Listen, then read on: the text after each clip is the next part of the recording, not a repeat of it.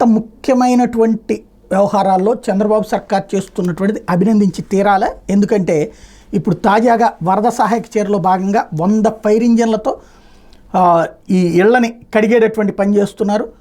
వరద నీరు బురదతో నిండిపోయినటువంటి బాధితుల ఇళ్లకి రాష్ట్ర ప్రభుత్వం శుభ్రం చేయించే ప్రయత్నం చేస్తుంది. అగ్నిమాపక శకటాలను సిబ్బందిని పంపించి ఇళ్లలోని బురదను తొలగించి తర్వాత మంచినీళ్లతో శుభ్రం చేయించి బాధితులకు అప్పగిస్తోంది.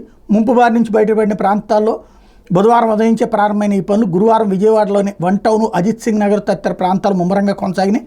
100కు పైగా పెద్ద పెద్ద ఇంజన్లు, 10 చిన్న ఫైర్ ఇంజన్లు, 110 పోర్టబుల్ పంపులతో అగ్నిమాపక సిబ్బంది ఈ పనులు చేపట్టారు. ప్రతి రీజియన్కు ఒక ఫైర్ ఇంజన్ అధికారులు కేటాయించారు. ఒక్కో ఇంటిని శుభ్రం చేసేందుకు దాదాపు 20 నిమిషాలు పడుతుంది. ప్రతి అగ్నిమాపక వాహనానికి 12 మందితో కూడిన పారిశుధ్య బృందాన్ని, ఓ వైద్య బృందాన్ని జత చేశారు. ఇళ్లను శుభ్రం చేసిన తర్వాత వైద్య బృందం ఆ ప్రాంతాన్ని శానిటైజ్ చేసేటటువంటి ప్రక్రియ కూడా చేస్తున్నారు. ఇది ఒక సిస్టమేటిక్గా నడుస్తోంది.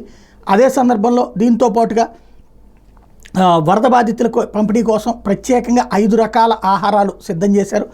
ఒక్కో ప్యాకెట్లో 6 యాపిల్స్, 6 బిస్కెట్ ప్యాకెట్లు, 2 లీటర్ల పాల ప్యాకెట్లు, 3 నూడిల్స్ ప్యాకెట్లు, 2 లీటర్ల వాటర్ బాటిల్స్ ఉన్నాయి. వరద బాధితులకు అందరికీ అందించేలా ఈ ఏర్పాట్లు చేశారు. నిత్యావసరాల సరుకులు కూడా పంపిణీ ప్రారంభిస్తున్నారు.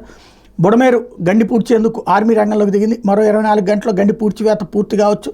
ఆ తర్వాత మరో 24 గంటల పారిశుధ్యం పనులు పూర్తి చేసేలా ఏర్పాట్లు చేస్తున్నట్టు మరొకవైపున మంత్రి నారాయణ ప్రకటించారు. ఒక సిస్టమేటిక్గా ప్రజలకు అవసరమైనటువంటి పనులు చేస్తున్నందుకు అభినందించాలి.